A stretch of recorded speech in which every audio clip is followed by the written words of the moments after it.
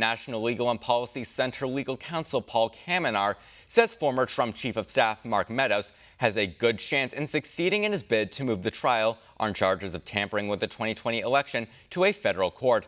One America's Hines has more from Washington.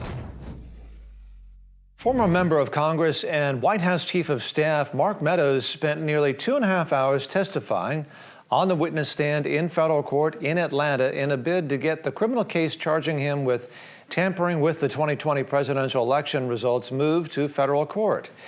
With us is National Legal and Policy Center General Counsel Paul Kamenar. Sir, why is Meadows doing this, and can he succeed in getting his case moved to federal court?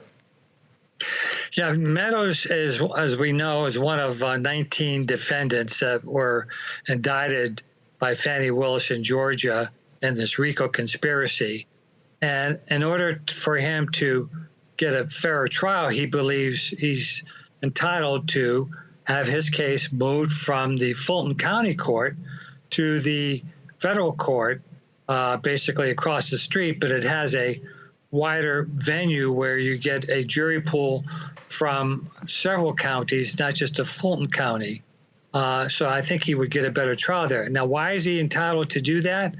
There's a federal law, 28 U.S.C. 1442, that basically says if you are a federal official and were either sued civilly or criminally in a state court, and you were acting under the color of law under your duties that you were assigned to, you can have your case heard in a federal court. Wasn't it risky, though? This seems unusual to have a defendant on this take the stand.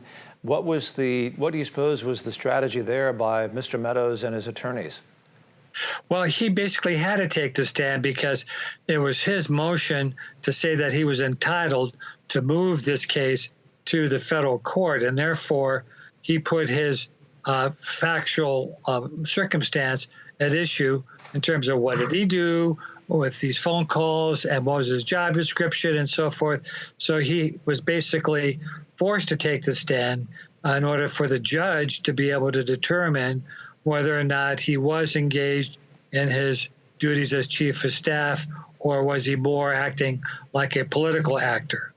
And this is a federal court, and so it was a federal judge, I gather, appointed by Mr. Obama. Is that right? Yes, it is a federal judge appointed by former President Obama. And now they also have on the stand Brad Raffensperger. He's the Secretary of State who was on the receiving end of the phone call. And he's phone call, yeah. This was the phone call from the president, Mr. Trump, saying, can you find some extra votes or something like that, right? Yeah, 11,780 votes. Can you find those?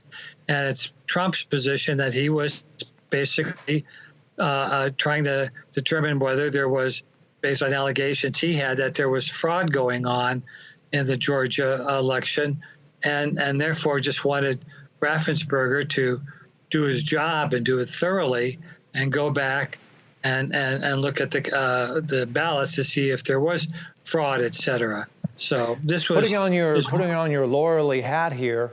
Does this something where you think Meadows has a chance? And if so, when do you think the judge would rule on this so that they can then move forward, I guess? Yeah, I think he has a good chance because the standard is that you don't have to prove conclusively that this was your job description and you were doing that for your job duties.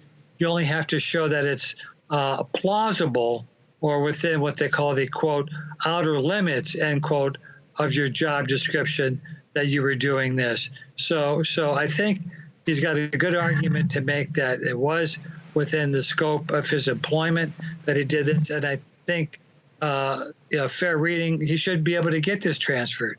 And if he doesn't, he can appeal. But I think of all the ones that have a good argument is Mark Meadows. Paul Kamenar, thank you very much for talking to us on One American News, sir. It's a pleasure. We'd like to welcome you to our new home for uncensored news and hard-hitting talk shows. If you're tired of cable companies and social media giants chipping away at your most basic and important right, freedom of speech, by shadow banning, demonetizing, censoring, and policing every single one of your posts, then One America News on Locals is just what you've been looking for. Finally, you'll have the freedom to express your point of view and stay connected with like-minded fellow patriots. And the best part is, OAN on locals is only $5 a month. All of our credible, honest, unbiased reporting, ad-free talk shows, and exclusive content, all at the fraction of the cost of cable. So to watch, just click the join button to get the news you can't get anywhere else.